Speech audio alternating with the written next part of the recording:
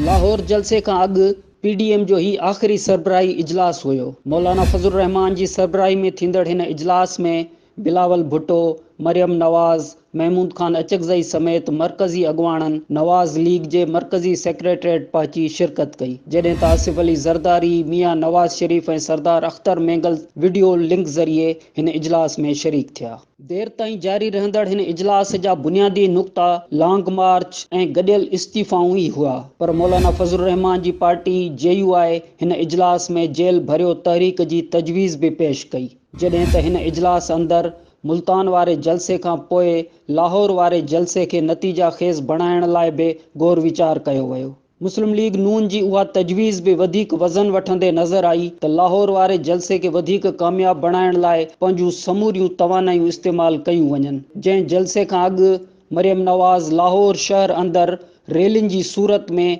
माहौल खे पहिरियां ई गरमाए चुकी आहे, पर इजलास जे मरकज़ी अॻुवाणनि लाहौर वारे जलसे खां पोइ ऐं लॉन्ग मार्च खां अॻु वारी हिकमत अमली ते